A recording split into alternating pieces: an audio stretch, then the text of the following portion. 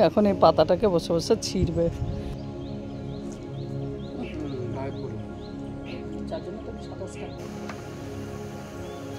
Good morning সবাইকে।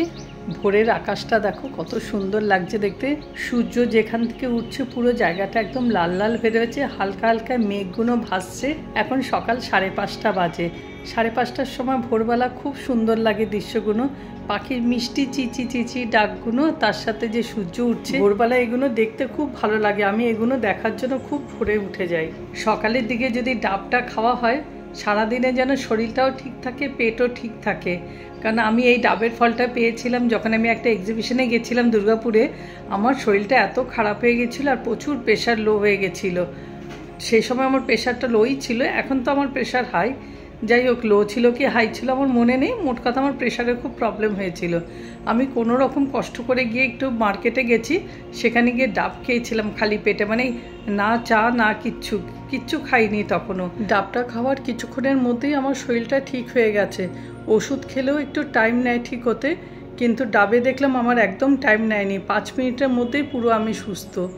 যা গরম পড়েছে, এখন একটু ডাব, বেলের পানা এইসবগুলো খেলে শরীরটাও ঠিক থাকবে। তরমুজ, আমাদের লিওটা আবার মালাই খেতে খুব ভালোবাসে, ওই জন্য দাঁড়িয়ে রয়েছে কতক্ষণ আমি ডাবের জলটা খেয়ে শেষ করব, তারপরে ও মালাইটা খাবে। ও তো আবার এইসব মুখরোচকগুলো বেশি পছন্দ করে।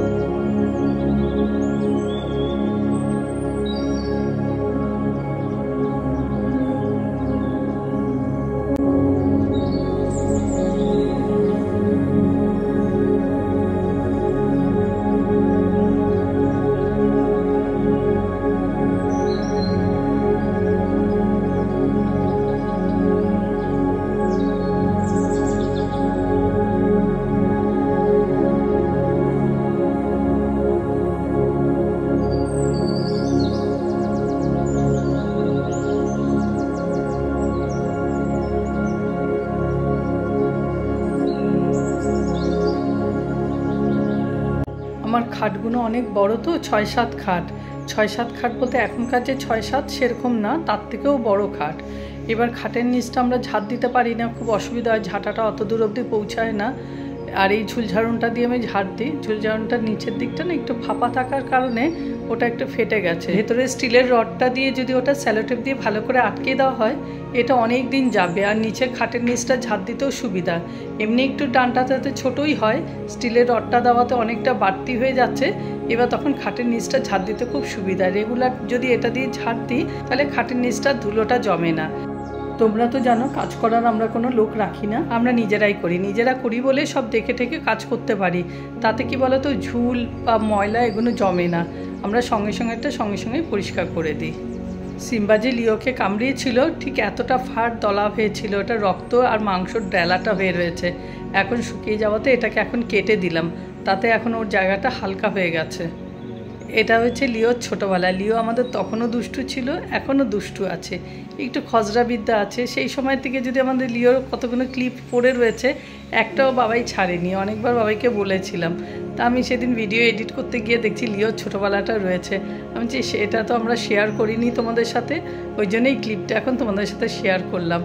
পুরো দেখতে হনুমানের বাচ্চা ছিল, মুখটা এত কালো, আর ও এসছে কালো, কিন্তু এখন দেখো টোটাল চেঞ্জ, এখন পুরো হোয়াইট ব্রাউন হয়ে গেছে। খুব বদমাশ ছিল কিন্তু ভীষণ কিউট।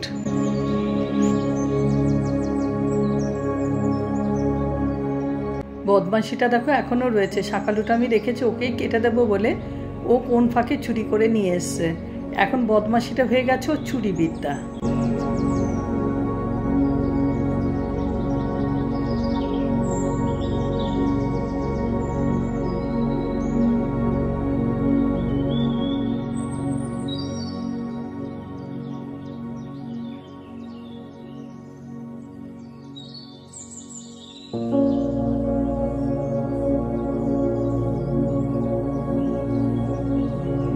লিওর ছোটোবেলার বদমাইশির সাথে বড়োবেলার বদমাইশি এখনও দেখবে ম্যাচ করতে পারবে। ছোটোবেলার বদমাইশিটা একটু অন্যরকম ছিল, এখন বড়োবেলার বদমাইশিটা চেঞ্জ হয়ে একটু অন্যরকম, কিন্তু বদমাইশিটা আছে। এখন যেমনি গাছের পাতা চুরি করে, আমার গাছের ফল চুরি করে, ও তো এখন একটা গরু পুরো হয়ে গেছে। আগে তো যখন ছোটোবেলায় ছিল দুধের মুখ, তখন তো যা দিতাম তাই খেত, এমনকি উচ্ছেও পর্যন্ত খেত। আর নাড়ু আবার উচ্ছে দিয়ে ওকে রুটিও মেখে দিত। আমরা আবার হাসাহাসি করতাম যে ও যা খায় বলে তাই সবই দিচ্ছ, তখন তো দুধের মুখ, ও তো অতটা টেস্ট তখন অবধি আসেনি। আর এখন তো ভাত মাছ মাংস কিছুই খায় না, তখন তো ভাত মাছ মাংস তুমি যা দেবে তাই খেত, এমনকি বললাম না উচ্ছেটাও পর্যন্ত খেত। সেই লিও পুরো টোটালি চেঞ্জ হয়ে গেল, শুধু একমাত্র ডাক্তারের জন্য। ডাক্তার কুণাল চক্রবর্তীকে দেখাতাম, এত ওকে মেডিসিন দিয়েছে, এত মেডিসিন দিয়েছে, ওর বয়সের তুলনায় প্রচুর মেডিসিন দিত। আর মেডিসিন খেয়ে খেয়ে খেয়ে খেয়ে ওর খিদেটাই পুরো মরে গেল। আস্তে আস্তে ভাত মাছ মাংস সব খাওয়া বন্ধ করে দিল। লাস্টে উনি বললো ড্রাই ফ্রুট খাওয়াও, ড্রাই ফ্রুট উনি দিল, এক একটার প্রচুর করে দাম নিল, 250-300 টাকা, কোনোটা 500 টাকা। সে বলছে না খেয়ে থাকবে তাও খাওয়াবেন না, সেই না খেয়ে রেখে দিয়ে একদমই খাওয়া টোটাল বন্ধ করে দিল। লাস্টে উনি বলছে ও যেটা ভালোবাসে সেটাই ওকে খাওয়ান, তাহলে কেন বাবা ভাতটা খাওয়ানো নষ্ট করলে। সেই থেকে লিওর ভাত মাছ মাংস এসব খাওয়া বন্ধ হয়ে গেল। লিও কনভার্টে হলো কি না সবজি খাওয়া শুরু করলো, এই সবজি আর ফল, সেই থেকে এখন সবজি আর ফল। মাঝখানে একটা ডাক্তার দেখিয়েছিলাম, ডাক্তার চেঞ্জ করে সে খিদার ওষুধ দিয়েছিল, বললো খিদার ওষুধটা খাওয়ান, ও নিজের থেকেই চেঞ্জ হয়ে যাবে। যতদিন খিদার ওষুধ খাইয়েছিলাম ভাত মাছ মাংসটা খেত, যেই না আবার খিদের ওষুধ বন্ধ করে দিচ্ছে আবার সে ফল আর সবজি।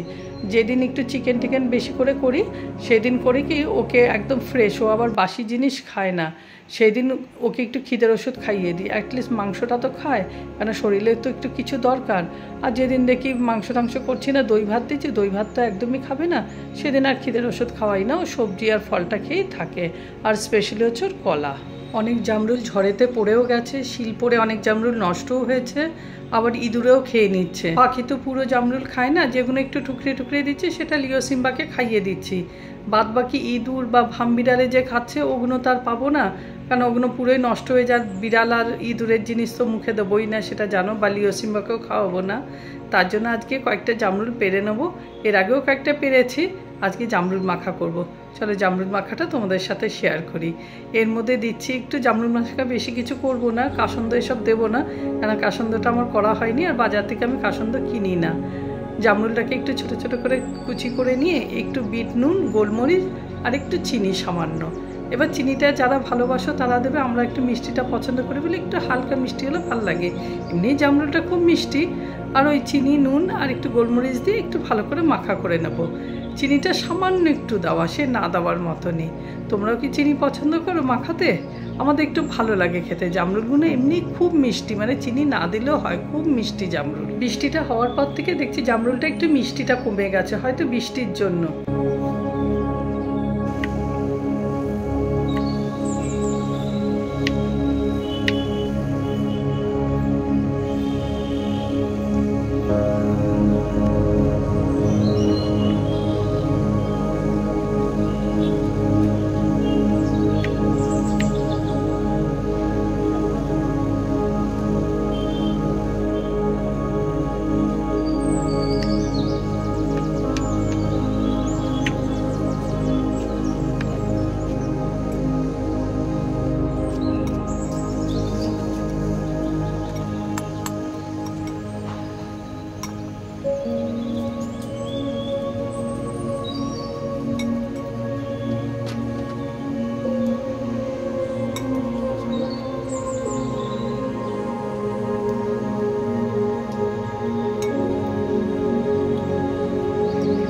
ভিডিওটা এখানেই শেষ করছি, আসছি ফিরে আরেকটা নতুন ব্লগ নিয়ে।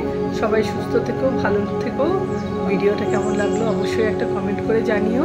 যারা নতুন একটু চ্যানেলটাকে সাবস্ক্রাইব করে দিও, তোমাদের একটা কমেন্ট একটা ভালোবাসা আমার কাছে অনেক মূল্য। ভিডিওটা একটু শেয়ার করে দিও। তো এখানেই শেষ করছি। Till then bye everyone.